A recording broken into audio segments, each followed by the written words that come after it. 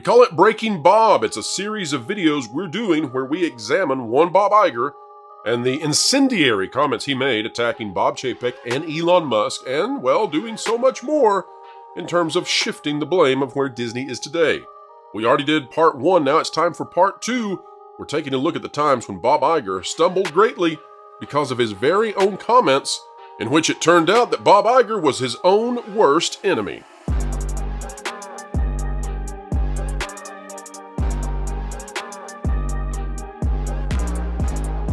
Hello folks and welcome back. It's time for part 2 of Breaking Bob. Dang it, it's too hot!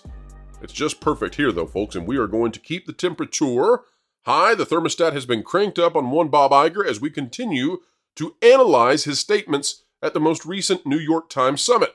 It's time to get into it now. Without hesitation, here's what he had to say when confronted with his own statements prior that had him twisted in Bobby knots. Into any of those. Is there a lesson for you in terms of who you're supposed to listen to, in terms of, it was interesting, when the vice president was talking about it, Notice the reference to the vice president because Bob Iger is a political person.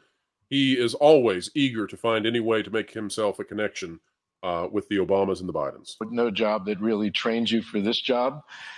In many respects, that's true at Disney too. It's a large, very complex company that's in the public eye all the time. He wishes it wasn't. There's interest from just about every sector of society in Disney, and it takes a certain type to be able to not only compartmentalize when it comes to managing issues and problems, but I think it takes a certain constitution, a tremendous amount of energy, a tremendous amount of patience, the ability to communicate on multiple subjects, sometimes back to back to back to back. And you definitely don't need to have someone who has the all-time record high for the stock, because that's not what Bob Iger wants. And I think that when we make the decision again, and the succession, what will be different this the succession process that Disney. Folks, this is why Nelson Peltz wants multiple seats on the board, because he knows the only way to save Disney is to be a part of the succession plan. Disney, first of all, is robust right now. But was it not robust the first time? Oh, he hates that question. I love that question. But I think we're approaching it differently, and I just don't want to. It's just not something I feel. Other than saying that we're aggressively pursuing succession, there's no more detail that I want to give. Do you think in 2 years you really will step down? Given the list of things that I have to do, folks, remember he was supposed to be leaving next year. He already got another extension. This is the man who won't leave. So this is a perfectly rational question. Yeah, I'm definitely going to stay. Well, you could say, given the list of things you have to do. No, we're attacking each one of them. I'm confident we will do so successfully. Let's talk about that list for a second, because one of the things you did, and I want to get your thinking and just understanding how you think about it. You went on television over the summer from Sun Valley, and you put out a lot of things on the table. You said, we're thinking about selling ABC and the linear channels. We're thinking about finding a partner for ESPN. We're in the midst of trying to figure out with Hulu. You've now resolved that. You talked about some of the creative channels. You put everything out there. And by the way, the folks at ABC just up this way almost had a heart attack when they heard all of this. Panel, what do you guys make of the fact that Bob Iger put out all of these things, and when it comes to Hulu, although they're going to acquire it, it's not going the way that Disney had stated. And when it comes to the linear broadcast and the potential to sell those, doesn't seem like they know what they're doing there. Bob Iger has put out some major statements about the direction of the company for the future, and those don't seem to come to fruition. So is there a strategy, or is he flailing? What do you guys think? I don't know, man. I think Bob is stammering and stuttering his way through this entire interview. I don't think this guy knows what to say. I don't think he understands what's going on. This summer, he made a lot of statements, as this guy's saying, Sorkin is saying. He made a lot of statements. I don't think he has an idea what he's doing. He might be testing the waters by throwing it out there. I think he even says that later, but I mean, I don't think Bob has any clue right now of how to get out of the mess that he's in. He's trying to unwind it. He's trying to keep politically and look good, and but at the end of the day, he's making a mess of things. So I'm going to agree with Derek 100% and add another layer to it, which is that I think, Derek, what you're talking about when he says he doesn't, he also is incredibly everything you said is I agree with, and I'm going to throw this out. I think he's completely unaware of what all of us on the planet are thinking and seeing, because it's all being channeled through these questions by this guy. He's not letting him off the hook. All these questions are not, none of these are friendly questions. I mean, they could be set up friendly questions, but the way that they're being sequenced out, he's not, you know, whether they're soft Andy Sorkin did a really good job, Mike. Whether they're a soft serve or a hard serve, Bob, I don't know why Bob would possibly I don't know why he would agree to go on stage and do this, other than his ego is out of control, and he still thinks that he's in the glory years of the greatest ride of his life, and the greatest ride of his life has turned into a train that does not have tracks down at the bottom of the mountain when the bridge comes. Let's watch the derailment continue. What was your thinking in terms of, just take us inside the thinking of saying that all aloud? A lot of CEOs try to wait until they have each deal done. I've spent a year since I came back fixing a lot of problems that the company has had. And these are all Bob's problems and not Bob Chapek. Ow. Holy smokes. Listen, Chapek's tenure compared to Iger's tenure is like a B&B rental. How did it all collapse that fast, Paul? Magic. In Bob's mind, in Iger's mind, how do you think, or are we all just supposed to eat this and believe it and not question it ever? Yes, this is a bald-faced lie. And dealing with a lot of challenges, some that were brought on by decisions that were made by my predecessor. He's so classy. This is the kind of man who will stab you any chance he gets. Everybody but me. Everybody but me. I'm blaming everybody. Basically, the result of a tremendous amount of disruption in the world and in our business. But it didn't affect the other studios the same way as Disney for reasons. Including dealing with the business model that those linear channels have rested on and have succeeded on top of for decades. And sometimes when I'm looking for kind of a reaction to my own thought process, I like to test that process in public, particularly in ways. Oh, I bet the investors have loved that as well. There's nothing better than blue skying everybody with nonsense. Is that I might be able to actually get a reaction from the investment community. Yeah. So my thought was at the time that I would essentially be public with some of that thought process. I think what I said about the media networks at the time was that everything was on the table and they might not be core to our company. Right. If I think I went that far, and I that was a means of my saying to Wall Street or the investment community that our heads were not in the sand about the challenges that those businesses were having. I did not want to get accused of being kind of an old media executive. That we're a company. Oh no, he never wants to be known as an old media executive. Never. That had already shown an ability to basically adapt to new circumstances. So I wanted one.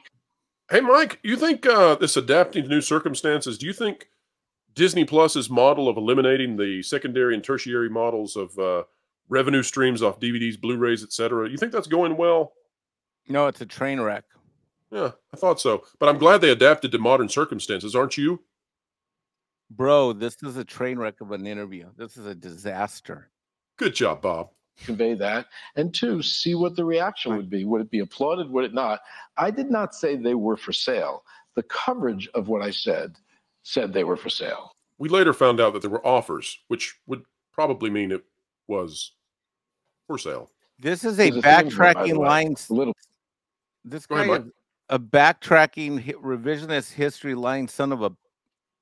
You got it. Son of a Bob. Just in terms of what is being written about for sale? And what is accurate. No, it is not for sale. But like all of our assets, we constantly are evaluating what is their value to the company today. What could the value be tomorrow? Is it a growth business? Is it a business that? But you like the business still? Contract? I mean, there's been a big question about the linear channels. Here's what we've discovered in this process, which has been unbelievably rigorous at the company and involves a number of executives who are managing those businesses. Dana Walden, Pitaro. We've determined a few things. One, that they can be run more efficiently. with some difficult choices. You mentioned cutting over $7 billion in costs. But they'll never drop The View. Joy Behar, your job is secure. We can do that. Second, they can be run in partnership with those businesses that sit atop the new business model, which is streaming. And there are means of aggregating audience, of amortizing cost, of basically aggregating audience, reaching more and different people. And so we actually, through this process of being more public about what might happen or what could happen, and really rolling up our sleeves and figuring out, is this something we should do? Should they be divested? Should they be kept? If they are kept, how should they be run? And actually, they're being run much more efficiently today than they were in July when I made those comments. I suspect that if we were to dive into the numbers, I bet there's not a great difference in that span of time, July to now, in terms of the losses for linear broadcast or the revenues. What do you guys think? That strikes me as odd there, and it seems to me that he's just trying to find anything he could say, and it's a very long answer for justification of having accidentally called a major part of the company non-core. Does that seem fair? I'm going to write on that and ask indirect. I'm going to take everything you just said, Pro, and I'm going to add a little comma or semicolon and ask Paul Chad a question. Paul, when you heard all of that and all the business means that I've known you've done around in different countries and different sectors the last many decades, what do you see in that guy coming out of his mouth if you were across from the table from him? He's saying too much. He needs to shut up.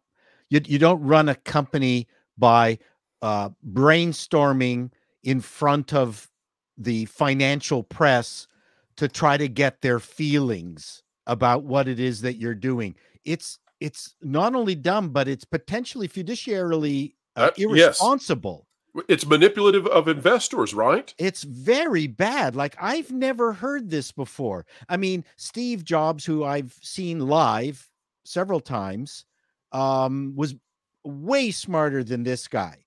But he would never show his hand, which you can't. I mean, you can't do what Iger is doing. And the thing that he's not talking about with regards to linear television, which is cable TV, is that it is now hovering near 40%. It's dropping. The audience share of cable TV is dropping constantly. The revenue from this is what's scaring all the I think even NBC right now is not even paying their fair share, and cable providers are kicking them off. So they're not getting the revenue from that. But this is a very unusual time, and he's not being completely honest about what's happening on cable. So and just all this blue sky. I'm really shocked just listening to it. What he, I don't know what he thinks he's revealing. With any degree of understanding, so that the higher resolution that you can bring to knowing what's going on at Disney, the less coherent what he's saying comes across, I think. It just really makes no sense. Let me ask you a different question. You ultimately bought Hulu from Comcast. Yeah. But you said the following. They're in the process of finishing that off. That's going into arbitration, and the company that is going to be valuing Hulu for that arbitration, one of the major players in that company now has just joined the board of Disney, which I'm sure is totally above board. Nothing fishy there at all. Oh, and you said there are 7 or 8 platforms in the streaming business alone that are in general entertainment. That's a tough business to be in competitively, and it's not our strongest suit. When I came back to the company, and the company had been through a difficult time, partially because of COVID, and the balance sheet wasn't as strong then. It is. The company had the highest stock value ever under his predecessor. But what does he mean by the balance sheet was not as strong then as it is now? What does he mean by that? Oh, gosh. That's a bold-faced lie, because the balance sheet has been with the balance. When he walked out the door, he's the one that riddled it with $110 billion of debt, which it still has, that we're just paying interest on right now. That's right. And Mike, you and I are going to talk at some point. I don't know when we're going to do it at this, but we're going to get to it. You and I are going to talk about whether or not the Walt Disney Company is already what they call in the industry a zombie company, a company that is not making anything in terms of significant revenues, but rather is living off of loans and interest and all of that. So we'll talk about that soon. Let's get But the rest first, of what he let's has keep to say, 'cause watching it's this huge. video. We're watching Yes, we're watching a zombie CEO in action. It's much stronger now than I would have liked it to have been. I asked the question, do we write Comcast a check for what could be $9 billion, or should we consider selling it to them? Is the business unique enough, valuable enough to us long-term for us to write them the check and buy the whole thing, or the opposite? Now, the funny thing about this is Comcast didn't have to buy the other part of Hulu. So Disney always had to buy this, or they could go to court over it. But the idea that they were going to sell it to Comcast, Comcast didn't want it. Comcast never wanted it. Comcast hasn't even had any kind of decision-making process about it.